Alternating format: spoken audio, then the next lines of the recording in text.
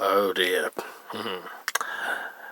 You do have to be careful when getting, how shall I say, what the hipsters like to call vintage audio equipment from eBay. A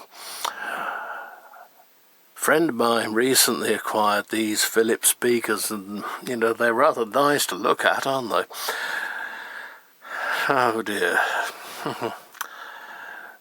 Each cabinet contains one of these, and in a good state of fettle, they sound quite good.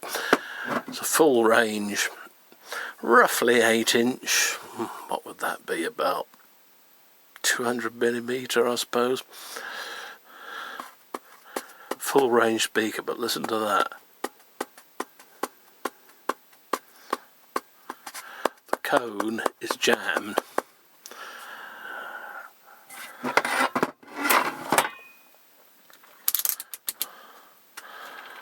Putting the meter on it won't give you a completely accurate reading, because of course they're rated at 8 ohms when there's AC going through there, but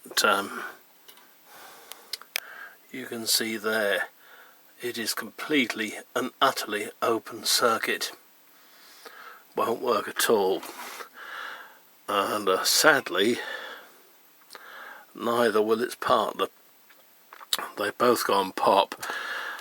Probably somebody's seen the size of them and thought, oh yeah, they're alright, we'll put a good few milliwatts through these.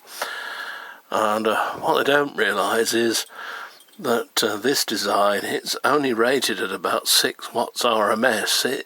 They're loud, don't get me wrong, and the sound is quite good. They'll quite happily fill a room, but you can't connect them to some of today's really powerful equipment and expect to get away with it, because it will just cook. And what you can't get on this film is the smell.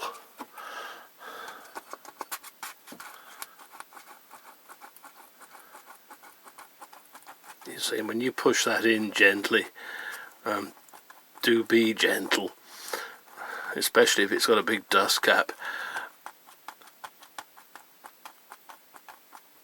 You shouldn't be getting any scratching sounds.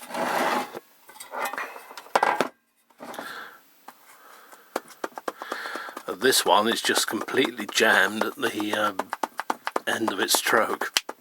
So even if the coil worked in this, all you'd get was a nasty sort of vibrating, tinny farting sound. And it's such a shame, because cosmetically they're in nice condition. The cone isn't ripped or damaged in any way whatsoever. But of course I can't do anything with it.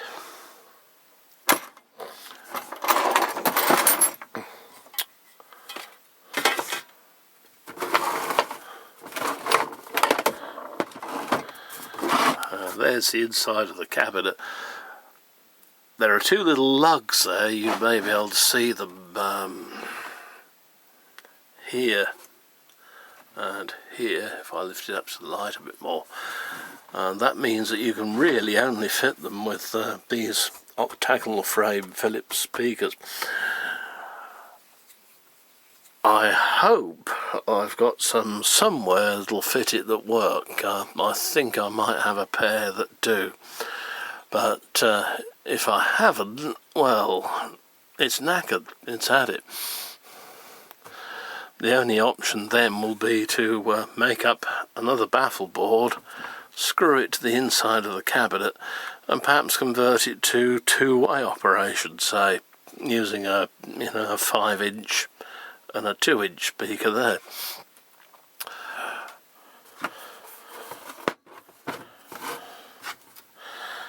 And they're not bad looking things. The fronts pop off quite easily. There's a sort of plastic silver surround, which in this case has seen a fair bit of wear and tear.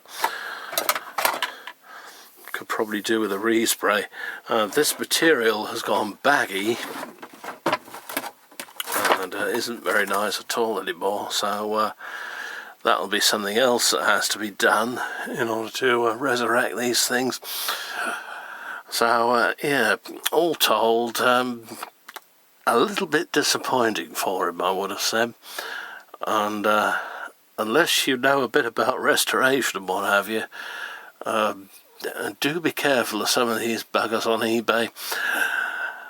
I have to say I was a little bit suspicious when he told me that the cables had been cut short, and you can see just how cut short they were.